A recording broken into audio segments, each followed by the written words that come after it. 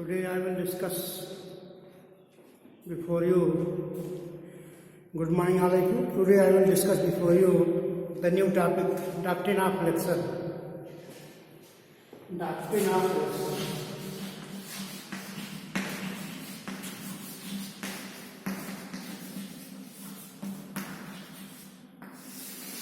निर्वाचन का सिद्धांत। निर्वाचन का सिद्धांत।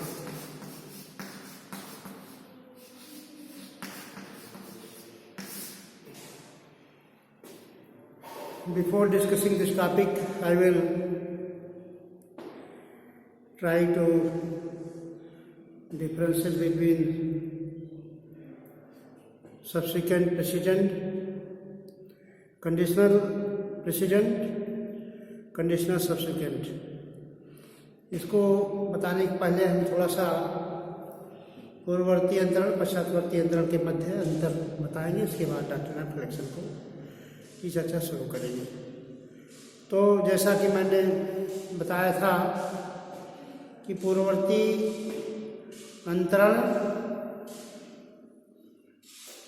पश्चातवर्ती अंतरण, कंडीशनल प्रेसिडेंट, कंडीशनल सब्सिक्वेंट, जिसमें अंतरण पहले प्रभावी हो जाता है, प्रतिफल बाद में देय होता है। ऐसे अंतरण में निहित हित तुरंत प्राप्त हो जाता है। पूर्ववर्ती अंतरण में निहित हित पहले ही प्राप्त हो जाता है तथा पश्चातवर्ती अंतरण में जो है निहित हित बाद में प्राप्त होता है। तो ऐसी परिस्थिति में और पूर्ववर्ती अंतरण में जो है निहित हित प्राप्त होने पर उस व्यक्ति का संपत्ति में हित हो जाता है, भले ही उपभोग का अधिकार कुछ समय के लिए अंतरित रहे। जबकि पश्चातवर्ती अंतरण में जो है जब ही पश्चातवर्ती अंतरण में जो है पश्चातवर्ती अंतरण की स्थिति में यदि व्यक्ति व्यवस्था की आग प्राप्त किया है तो अंतरण तुरंत प्रभावी हो जाता है। इस प्रकार से पूर्ववर्ती पश्चातवर्ती अंतरण बताने के पश्चात इसके बाद हम डॉक्ट्रिन ऑफ इलेक्शन, निर्वाचन के सिद्धांत को हम की चर्चा करेंगे, जिसका कि which is describe under section 35 of the transfer of property act. निर्वाचन का नियम, डॉक्ट्रिन ऑफ इलेक्शन किसे कहा जाता है? डॉक्ट्रिन ऑफ इलेक्शन क्या है? निर्वाचन का नियम क्या है? तो डॉक्ट्रिन ऑफ इलेक्शन जहां पर कोई व्यक्ति किसी ऐसे अंतरण को करने की प्रवंचना करता है जिसको कि संपत्ति को अंतरित करने का कोई अधिकार नहीं है। जहां कोई व्यक्ति किसी ऐसी संपत्ति को अंतरित करने की प्रवंचना करता है जिसे कि संपत्ति को अंतरित करने का अधिकार नहीं है और उसी संव्यवहार द्वारा दूसरे व्यक्ति को कोई लाभ पहुंचाता है और उसी संव्यवहार द्वारा दूसरे व्यक्ति को उस संपत्ति में जो कि अंतरक है, जो कि स्वामी है, दूसरे व्यक्ति को जो संपत्ति का स्वामी है उसी संपत्ति के भाग द्वारा कोई फायदा पहुंचाता है तो उसे यह विकल्प प्राप्त होगा। निर्वाचन का नियम क्या है?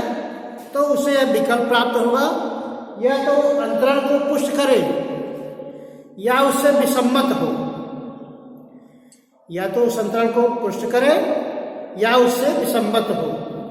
यदि मान लीजिए वो विसम्मत हो जाता है, इनकार कर देता है, तो ऐसी परिस्थिति में संपत्ति से जिन्होंने फायदा प्राप्त किया है उसको प्रत्यावर्तित कर देगा, उसको लौटा देगा कि मानव संपत्ति का अंतरण हुआ ही नहीं था, मानव संपत्ति व्यनित ही नहीं की गई थी।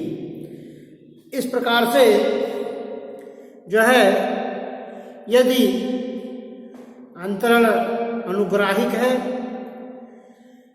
ऐसी परिस्थिति में उससे जो है अंतरण मान लिया अनुग्राहिक है या अंतरण से प्रतिफल किया गया है, तो ऐसी परिस्थिति में जो अंतरण का स्वामी है, ऐसी परिस्थिति में यदि वह कोई फायदा प्राप्त करता है तो यदि अंतरण को पुष्ट करता है तो उसे फायदा प्राप्त होगा। यदि उससे उनको इनकार कर देता है तो उस फायदे को लौटाना पड़ेगा। तो डॉक्ट्रिन ऑफ इलेक्शन के अंतर्गत, चयन के सिद्धांत के अंतर्गत, निर्वाचन के नियम के अंतर्गत उसे ऐसा स्वामी है, अंतरणकर्ता ऐसा व्यक्ति होता है, उसकी स्वयं की संपत्ति नहीं होती, फिर भी अंतरण को, किसी संपत्ति को अंतरित करने की प्रवंजना करता है। तो प्रवंजना करता है कि संपत्ति उसकी है,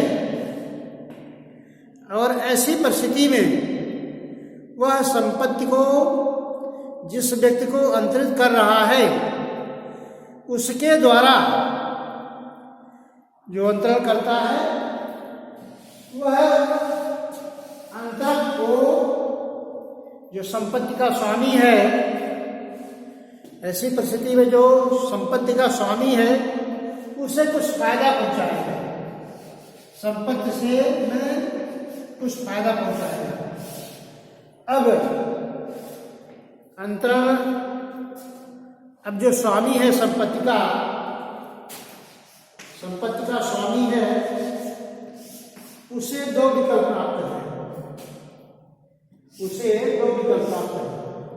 या तो संपत्ति के अंतरण को वह पुष्ट करे,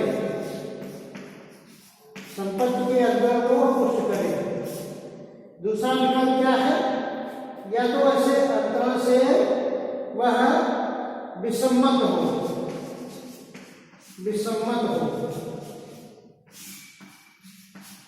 ऐसी परिस्थिति में जो विकल्प सामने इसके है, या तो अंतरण को पुष्ट करे या तो ऐसे अंतरण से विसम्मत हो, ऐसे अंतरण को करने से इनकार दे, ऐसे अंतरण को करने से इनकार दे। तो दो तरह के निर्वाचन के नियम के अंतर्गत उसके पास दो तरह का विकल्प होता है। वास्तव में जो संपत्ति का स्वामी है, संपत्ति को वह अंतरित नहीं करता, बल्कि संपत्ति को ऐसा व्यक्ति अंतरित करता है, अंतरित करने की प्रबंधना करता है कि जिसकी संपत्ति स्वयं की नहीं है, बल्कि वह ऐसे स्वामी को जिसकी स्वयं की संपत्ति है उसको फायदा पहुंचाने के लिए जो है किसी व्यक्ति को संपत्ति को अंतरित करने की प्रबंधना करता है। तो ऐसी परिस्थिति में ये संपत्ति को अंतरित करने की प्रबंधना करता है तो उसमें स्वामी को कुछ न कुछ फायदा पहुंचाएगा। उसका क्या हित है कि वह स्वामी को उस संपत्ति से कुछ फायदा पहुंचा दे। तो स्वामी के पास विकल्प रहता है, स्वामी संपत्ति को अंतरण करने से मान भी सकता है, उस अंतरण करने से इनकार भी कर सकता है। यदि संपत्ति को अंतरित करने से मान जाता है तो स्वामी को उस संपत्ति से प्राप्त फायदे को अगर स्वीकार करता है तो उसको फायदा है, उसको मिलेगा।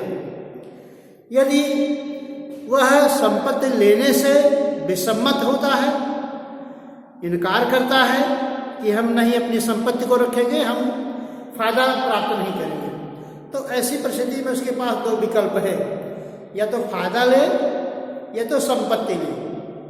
तो फायदा लेता है तो फायदे को स्वीकार करेगा, संपत्ति को अंतरित करने के लिए पुष्ट करेगा।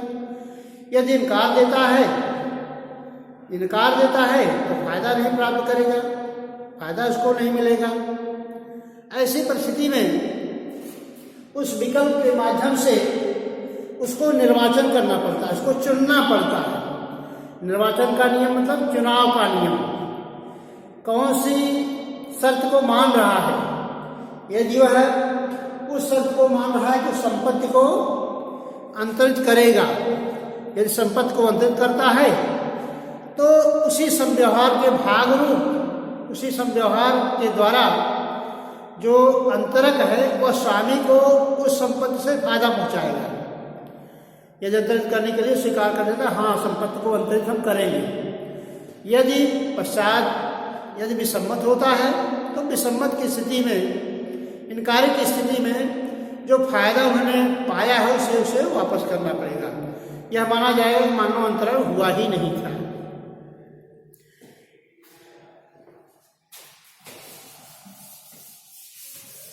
इसमें एक दृष्टांत है डॉक्ट्रिन ऑफ इलेक्शन के अंतर्गत, एक दृष्टांत है जिसके माध्यम से हम आपको समझाएंगे। जैसे सुल्तानपुर का खेत जो किसी संहिता में दी गई है, सुल्तानपुर की प्रॉपर्टी व्यय की संपत्ति है। सुल्तानपुर का खेत व्यय की संपत्ति है।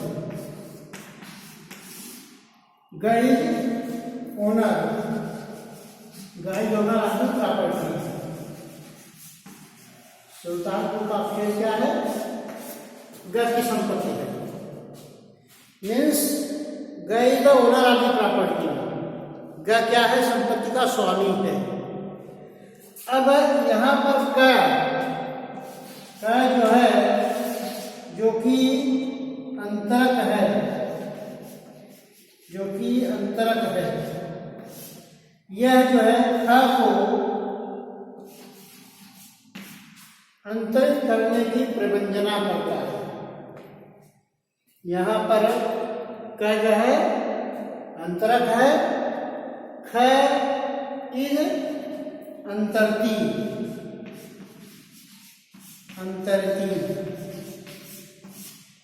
What do you mean by अंतरक एंड अंतरती? अंतरक का तात्पर्य है कि जिसे जो संपत्ति को अंतरित करता है वह कौन है? वह अंतरक कहा जाता है। अंतरती का तात्पर्य क्या है? जिसके पक्ष में संपत्ति अंतरित की जाती है वह अंतरती होता है। तो सुल्तानपुर का खेत, सुल्तानपुर स्थान है, कोई भी स्थान हो सकता है। तो सुल्तानपुर का खेत जो है गय की संपत्ति है, गई ओनर की प्रॉपर्टी है। यहाँ पर क प्रबंधना करता है। क्या करता है? क शासन प्रबंधना करता है कि वह क्या करता है? क शासन को संपत्ति को अंतरित करने की प्रबंधना करता है, जबकि इसकी प्रॉपर्टी स्वयं की नहीं है। वह अंतरित करने की प्रबंधना करता है, वह अंतरक है। तो क अंतरित करने की प्रबंधना ख को करता है कि वह जो है एक संपत्ति ख को अंतरित करेगा। तो यहाँ पर इसलिए अंतरित कर रहा है ताकि वह ग को कुछ न कुछ फायदा पहुंचा सके। यदि ग क्या है? ग ओनर ए बी सी, इसको ए, इसको बी, इसको सी के नाम से भी कह सकते हैं। कि क संपत्ति को ख को अंतरित करने की प्रबंधना करता है और ख को अंतरित करने की प्रबंधना करता है इसलिए कि संपत्ति के स्वामी को और उसी संव्यवहार द्वारा के भाग रूप द्वारा जो स्वामी है उसको उस संपत्ति से फायदा पहुंचाने का प्रयास करता है, उसे फायदा पहुंचाता है कि जो संपत्ति से लाभ होगा उसे ग को दिया जाएगा। तो यहाँ पर ग means C, who is the owner of the property has right to elect, will he sell his property or he denied to sell his property? If he accept to sell his property, then he will entertain the benefit of that property which is sold by A. तो यदि वह if he denies, then he will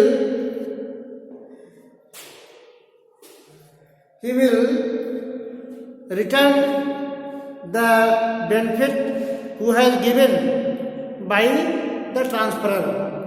यदि वह संपत्ति को अंतरित करने की प्रबंधना जो कर रहा है, उसका क्या आशय होता है कि संपत्ति के स्वामी को फायदा पहुंचाना। तो संपत्ति के स्वामी को उसे दो विकल्प प्राप्त होता है। यहाँ पर ग को विकल्प प्राप्त है कि या तो अंतराल को पुष्ट करे, एक्सेप्ट करे, या तो वह जो अंतराल कर रहा है अंतराल को पुष्ट कर सकता है, एक्सेप्ट कर सकता है। दूसरा क्या कर सकता है, डिनाई कर सकता है। तो यहाँ पर स्वामी को दो विकल्प प्राप्त होगा, या तो अंतराल को पुष्ट करे या तो उससे विसर्जन करे, डिनाई करे, डिसेंड। ऐसी परिस्थिति में यदि वह एक्सेप्ट कर लेता है तो उसे फायदा पहुंचेगा। यदि एक्सेप्ट नहीं करता है तो वह इसे फायदे को वापस करना पड़ेगा। मान लीजिए कोई प्रॉपर्टी जो है 1000 रुपये में की संपत्ति है, 1000 रुपये, जिसकी कीमत कितना है, 1000 रुपये में देने के लिए बचत अंतरित करने की प्रबंधना करता है। तो यहाँ पर यह जो संपत्ति को अंतरित करने के लिए स्वीकार कर लेता है, तो ऐसी परिस्थिति में सी को 1000 रुपये मिलेगा। इसमें यदि वह अंतरण को इनकार कर देता है तो उसे 1000 रुपये जो है इसको वापस करना पड़ेगा, वापस करना पड़ेगा। तो ऐसी परिस्थिति में मान लीजिए अंतरक जो है का, ऐसी परिस्थिति में अंतरक का अंतरण करने के पहले ही मर जाता है। ऐसी परिस्थिति में अंतरक का अंतरण करने के पहले ही मर जाता है। अंतरण करने के पहले ही मर जाता है।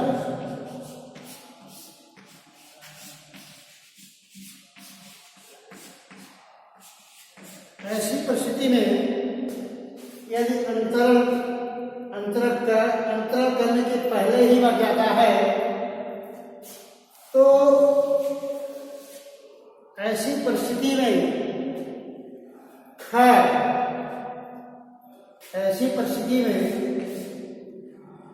क्या होगा, ऐसी परिस्थिति में क के प्रतिनिधि को, क के जो प्रतिनिधि है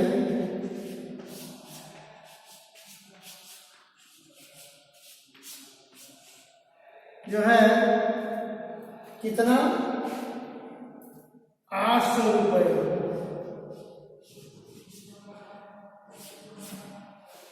के प्रतिनिधियों जो है वो 800 रुपये मिलेगा। वहां पर इनके प्रतिनिधि को क्या मिलेगा, 800 रुपये मिलेगा। क को एक संपत्ति को अंतरित करने की प्रबंधना करता है। कितने रुपए में, 800 रुपये में। 800 रुपये में किसी संपत्ति को अंतरित करने की प्रबंधना करता है। ठीक है, तो ऐसी परिस्थिति में उसके प्रतिनिधियों को 800 रुपये प्राप्त होगा।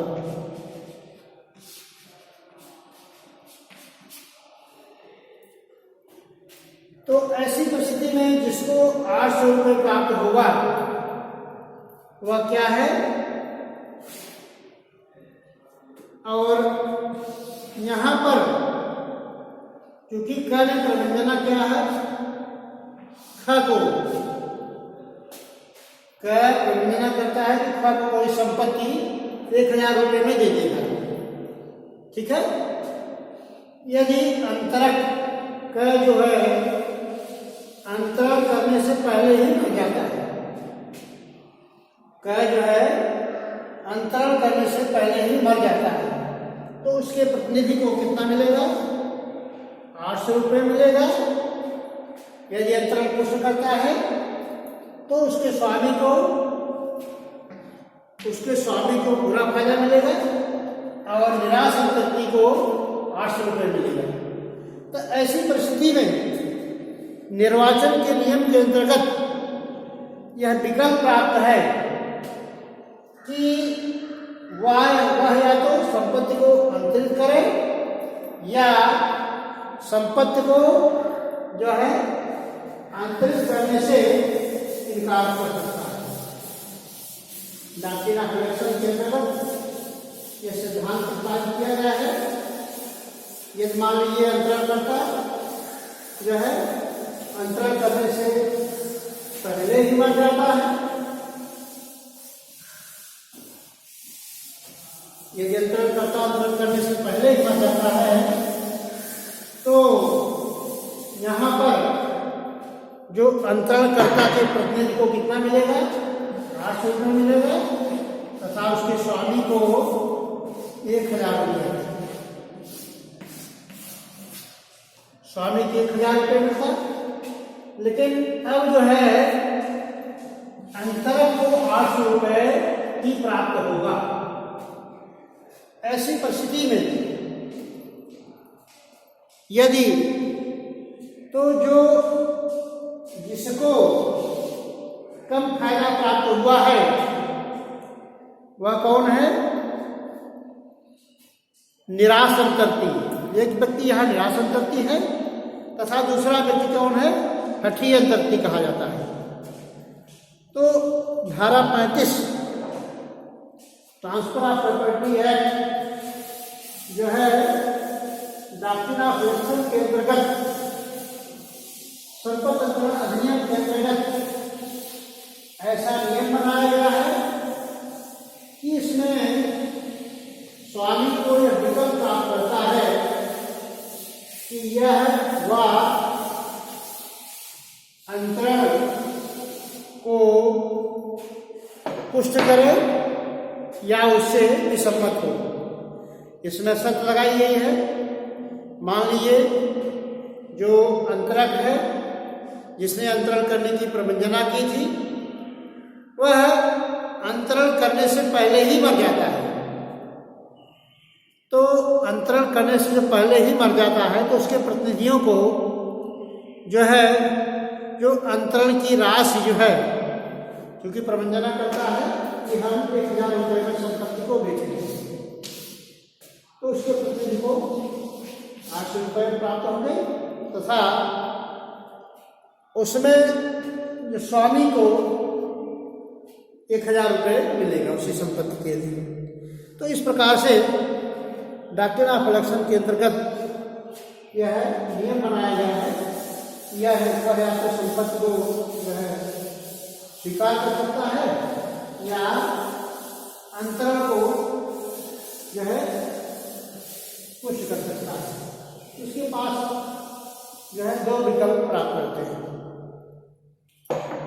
इस तरह से संपत्ति अंतरण अधिनियम की धारा 35 के अंतर्गत डॉक्ट्रिन ऑफ इलेक्शन का जो यह सिद्धांत है यह बहुत ही महत्वपूर्ण है, क्योंकि ट्रांसफर ऑफ प्रॉपर्टी एक्ट के अंतर्गत ऐसा नियम बनाया गया है कि कोई भी व्यक्ति जो अंतरण करता है उसे अगर वह चाहता है तो उसे यह विकल्प प्राप्त है, या तो संपत्ति को बेच दे या तो बेचने से इनकार कर दे। यदि बेचता है तो फायदा मिलेगा, यदि इनकार कर देता है तो उसे उसकी संपत्ति मिलेगी और तदधीन संहिता में बंधित नियम के अधीन जो उसने फायदा प्राप्त किया है उसे वापस करना पड़ेगा, जैसा कि दृष्टांत के द्वारा बताया गया है। तो इसमें जो है कल हमने आपको पढ़ाया था कंडीशनल ट्रांसफर, उसमें एक प्रश्न बनता है, उसको हम बता रहे हैं। सेक्शन पूर्ववर्ती अंतरण। पूर्ववर्ती अंतरण से क्या समझते हैं? पूर्ववर्ती अंतरण से क्या समझते हैं? अंतरण से क्या समझते हैं?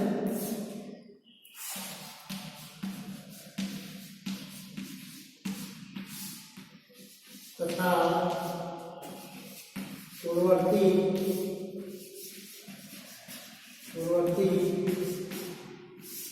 एवं पश्चातवर्ती अंतरण, पश्चातवर्ती अंतरण के मध्य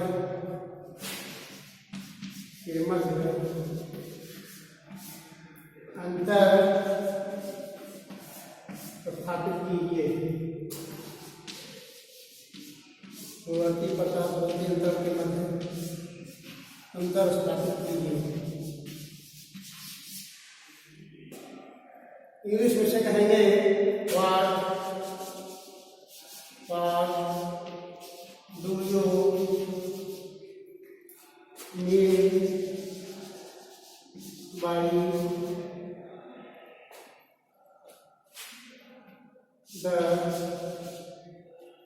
what do you mean by the conditional transfer? What do you mean by the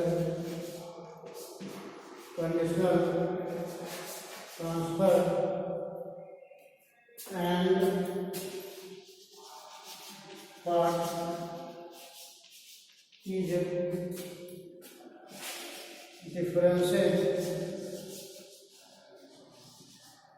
between the what is the difference between the condition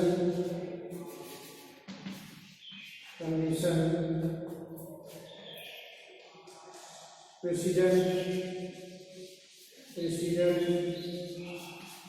and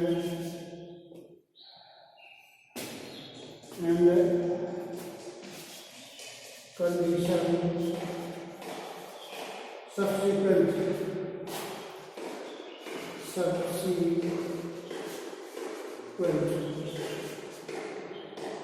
पूर्ववर्ती अंतरण से क्या समझते हैं?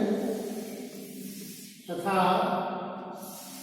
पूर्ववर्ती एवं पश्चातवर्ती अंतरण के मध्य अंतर स्थापित है। यहाँ पर इसका क्वेश्चन बनेगा What do you mean by the conditional transfer and what is difference between the condition precedent and condition subsequent? यह है ट्रांसफर प्रॉपर्टी एक्ट की धारा 25 के अंतर्गत बताया है। इस तरह से 25 के अंतर्गत पूर्ववर्ती अंतरण को लिखना है। पूर्ववर्ती अंतरण के पश्चात इन दोनों के मध्य जो है अंतर को स्थापित करना है। इस प्रकार से सेक्शन 25 के अंतर्गत पूर्ववर्ती पश्चातवर्ती अंतर को दिखाते हुए प्रश्न को पूरा करना है। तो इस प्रकार से the next lecture I will deliver tomorrow. Thank you very much.